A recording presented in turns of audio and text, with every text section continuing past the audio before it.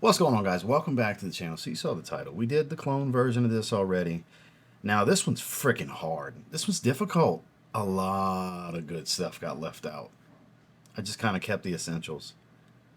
I mean, a lot of good stuff got left out here. Like some where you're like, I can't believe this wasn't here. TLTG, how could you? I thought you loved that. There's a lot of them I love. It's like, could I do a keep 50 for life? Even then, some really good shit's gonna get left out. But yeah, these are the essentials, and there's. Let me see how many are discontinued here. We got 1, 2, 3, 4, 5. Half of them are discontinued. Yeah. So if we're keeping 10 designers for life, where I'm standing here today in 2025, these are the 10. Now remember, if it's stuff I can get for under 50, they'll be in the cheapy version. So like Aqua Bleu, let me get it out the way now. It's not here. It's going to be in that one. So stay tuned.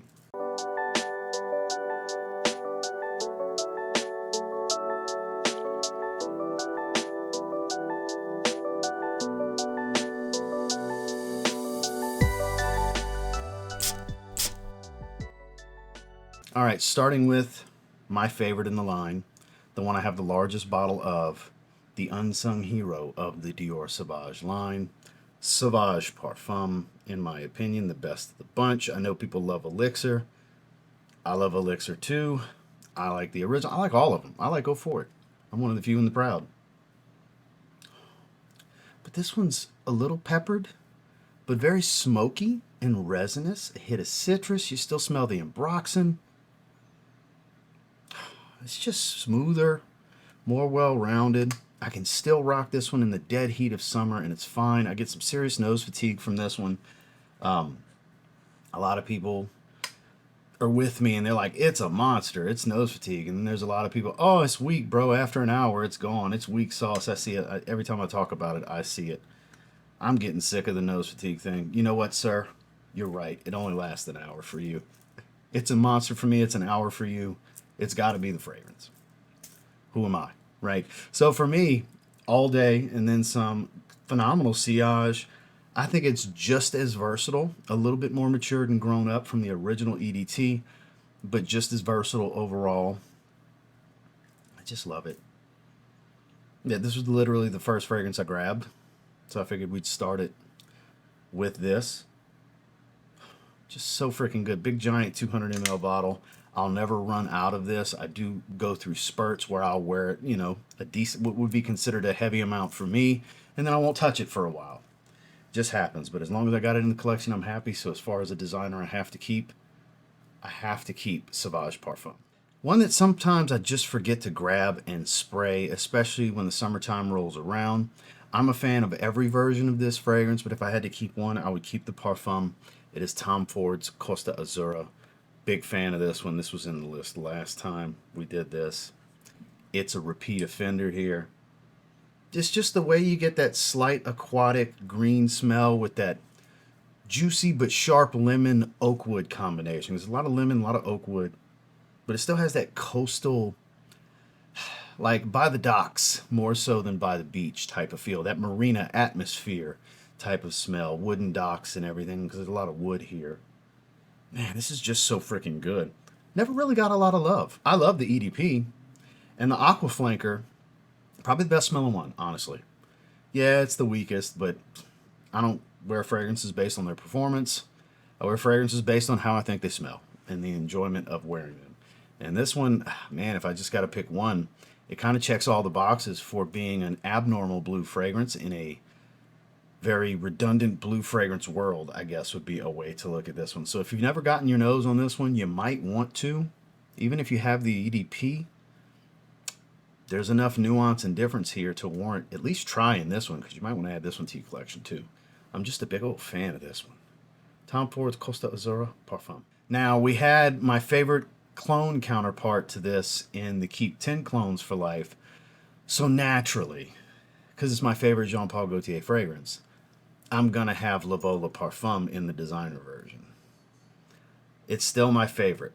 I think the only one that's got a chance of topping it would be Le Beau Elixir, which I think inevitably we will get, and that doesn't mean it will be better. I'm just thinking that's the one that's got a chance for me to like it more.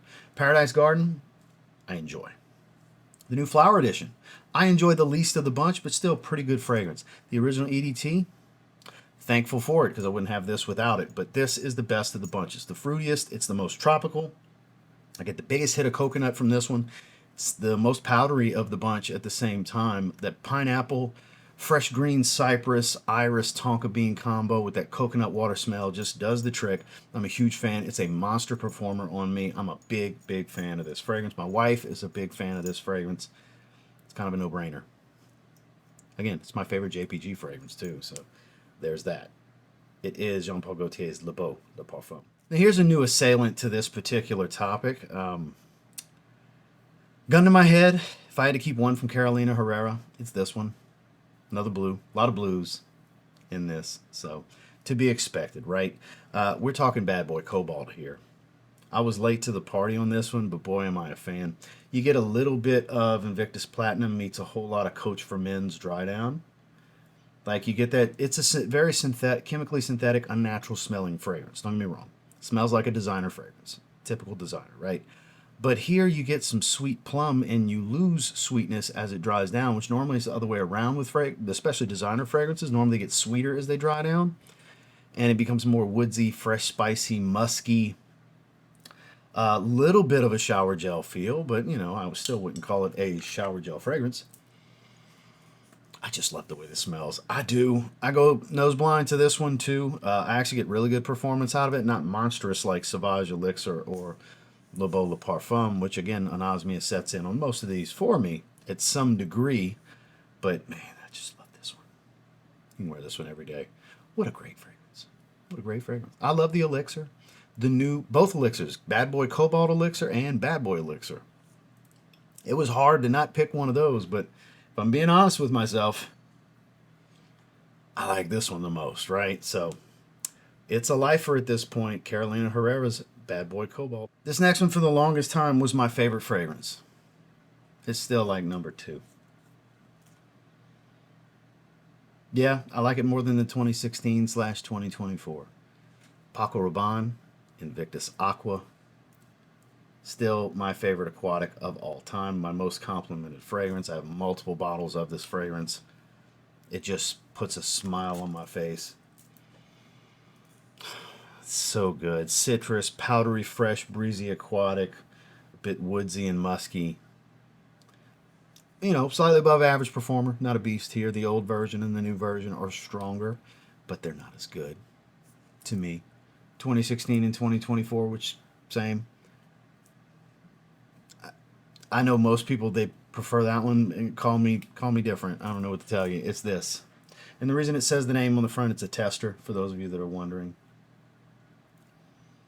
I just gotta have it, right? It's that simple. Invictus Aqua, the 2018 version. Now, of course, this means we gotta have what I deem to be the greatest designer blue fragrance of all time. Another one that I think the only thing that could top it is the rumored L'Exclusif that we saw, that I don't know if is reality or not, or an Elixir version, whatever. But Bleu de Chanel Parfum, huge, huge, huge, huge fan of this one. You hear me? Citrus, lemon zest, bunch of woods. Isoe Super, Cashmeran, sandalwood. It's warm yet soft and sensual, highly versatile yet professional. This is the Suit and Tie Blue fragrance. Really good long-lasting performance. Just sits a little close to the skin. It leaves room to be discovered. It's not an in-your-face fragrance. So you performance whores probably despise this fragrance, and that's fine. More bottles for me if I ever need one, which I probably won't. But that is the good stuff. Boy, that is the good stuff. It's pricey, too. Back when I bought this, it was $150 from Sephora. The 100 mls ain't $150 no more. They're like $200 or something like that. Price went up over time. And you just don't find Chanel's discounted like that. Especially not Bleu de Chanel. More than likely, if you find it pretty, with a good discount on it, it's probably fake. That's just the way it works. Normally, you're going to pay retail maybe 15, 20 bucks off if you're lucky. If you're lucky. But even then, it's like, still be wary, right? Expect to pay retail for Bleu de Chanel, all three versions of it. But this one, to me, cream of the crop. I understand when people say, the EDT's the GOAT. Hey, I won't argue with you. The EDT's amazing. I just prefer this one a little bit more than the EDT. It's just got that more professional feel to it. I like fragrances like that. I'm a loud personality, so I don't need my fragrance to be so loud. I need my fragrance to kind of be less is more, but with longevity. And that's what this is. I'm loud. I don't need this to be loud too, because if we're both loud, it's too much. This is already too much sometimes. Mix it with a crazy loud fragrance. I better be in a very open setting, because then it's just too much, right? So always will be in this video topic, Bleu de Chanel Parfum. Discontinued from Jean Paul Gaultier. It's my second favorite from them. I still have a few ml of a large decant of the newer formula that was like the light blue juice. I ended up overpaying on eBay for a bottle of the original formula that's the darker purple juice. We are talking about Le Male Essence de Parfum. I only wear this one on certain occasions. I love the leathery, spicy goodness of this one. Still aromatic, still powdery, but it's got this nice, warm, spicy, ambery, leathery facet to it. It's just a great evening out, date night fragrance. I'm a huge, huge fan of this. The wife loves this fragrance. Like I was saying before, I had like a 10, 15 ml or something like that of the blue juice with the silver collar. They had two formulas of this. This is the original formula. If you find the blue juice still really good, it just loses some of that leather and kind of falls a little flatter a bit quicker. This is more robust. It's the same profile, but this is a more robust version. This is one of those times where the formula really did make a bit of a difference, where this is the one to go after if you can get it, but this is also the one you're going to pay even more for. I paid well over $200 for this. I'll never forget, it was a seller on eBay. He had 3 bottles. I bought one at 2 something, low to mid 200s. I forgot, it was 220, 230, something like that. After I bought it, he jumped the price of the other 2 to 315. So I went back and looked when I went to give him his feedback when it came in, and the price went up almost $100. He's like, "Ooh, somebody bought it. There's interest. Let me mark these up." That's some bullshit. That's why people hate resellers. You know who doesn't hate resellers? Resellers. That's the only people that don't like them, is their own kind. You know? Look, I get making a profit for a discontinued gem, but when this was in production, what was it, $95, $110 range? I don't advocate for overpaying like a son of a bitch for a designer fragrance that's discontinued, but sometimes value is what you place on it, and the value is there for me. I just wanted it that bad. It's very rare I will do this, but I'm glad I have to have it. I have to have it. That's why it's in the Keep Only 10. Jean Paul Gaultier's Le Male Essence de Parfum. All the rest of these are discontinued, by the way. They just are. Gotta have them. I gotta have Spicebomb Fresh. In my opinion, the best spice bomb they ever made. What's on the market currently? It's between Infrared EDP and Metallic Musk, the new one. Those two are incredible. No, this is not just like Metallic Musk, so I've been asked several times. This smells like a fresh version of the original. This is sea salt and grapefruit added to the original. And you'll read some stuff online where they watered down Spice Bomb. No, I still get 7 to 8 hours easy in longevity on this one. It performs just as well for me as regular Spice Bomb. It's just the fresher, more warm weather friendly version. The grapefruit and the sea salt really do make a difference. You still get the tobacco and the peppers and all that good stuff. It's phenomenal. It's the coolest bottle of the bunch too. That smoked frosted glass. It's just, see what I'm saying? Like, it's not just frosted. Like, there's a grayish smoky hue to the frosting of the glass. Love it. Just love it. I wish they never would have discontinued this. I have the official 20 ml travel size that I milked and babysat for a long time till I finally got around to getting a bottle. So now I still have like 2/3 of that plus this bottle. So I got a lifetime supply of this. So yeah, I can definitely keep it for life. I had to put this on here. There's a lot of really good ones. Like, I don't have any of the Gentleman line and so on that just couldn't make it because we're only keeping 10, right? But for me, if I'm keeping 10 designers, Spicebomb Fresh has to be one of them. All right, next. A lot of people will agree with me on this. The GOAT. in my opinion, this might be the greatest men's designer fragrance of all time. There's a lot of people that will agree with me on that. Of course, not everybody's going to agree with me. This is extremely subjective. But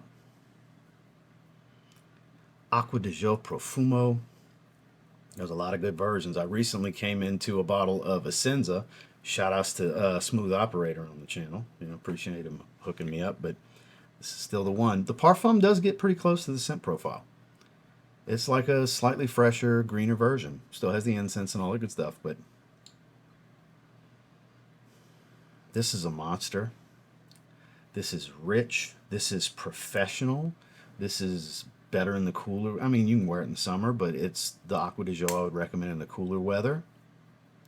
This is aquatic, fresh spicy green, very incensey, smoky, a little leafy green patchouli action going on here. This is phenomenal. Phenomenal. This is the only fragrance you need.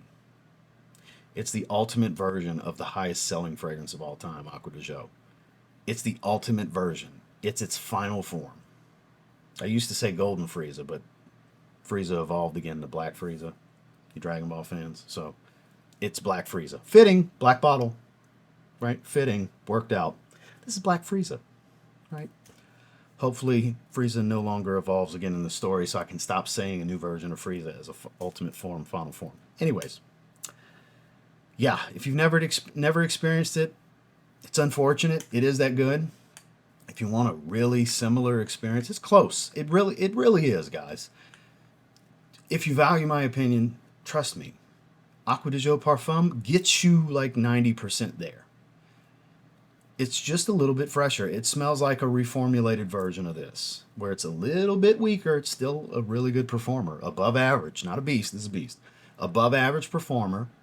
The rosemary green element and aquatic marine notes are heightened a little bit. The incense is toned down just a little bit, and it's more in the dry down instead of in your face right away.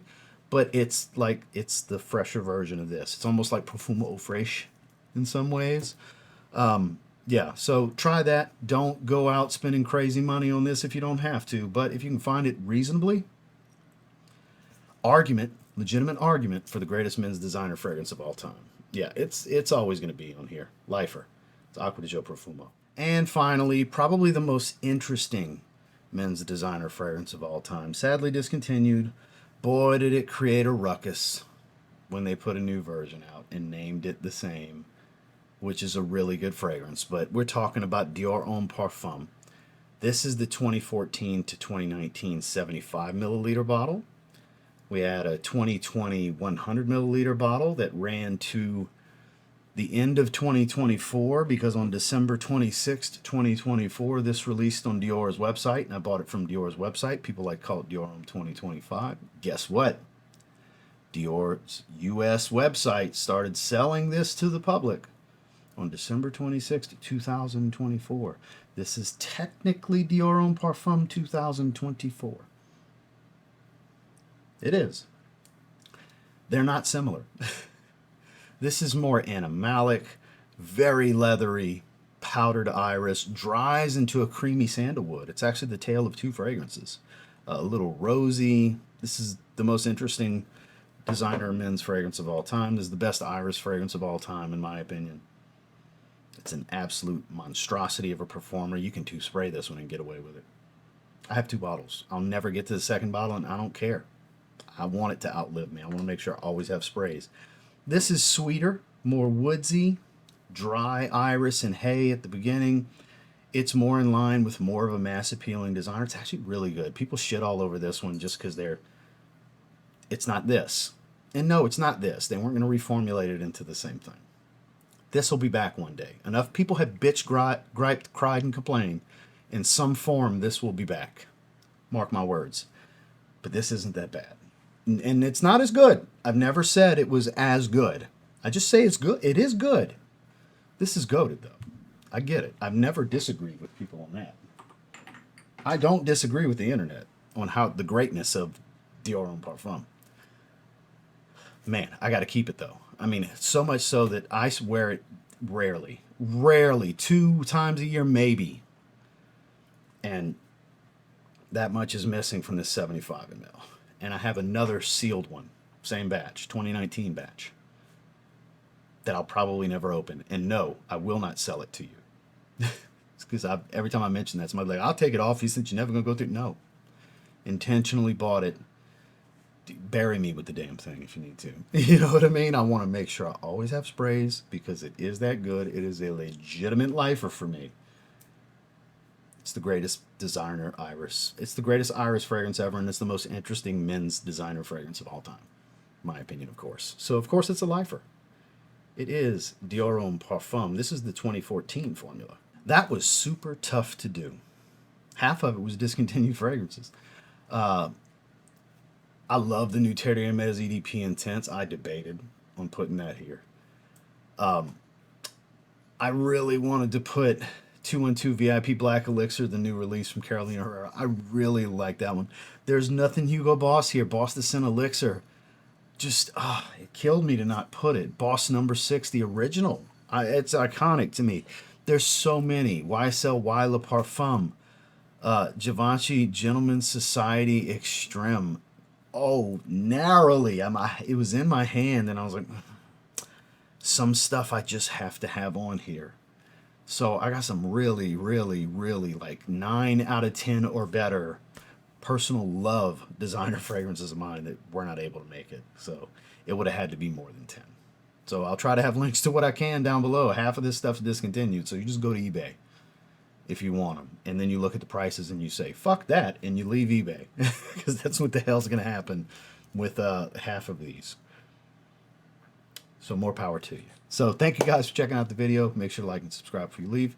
We'll see you on the next one.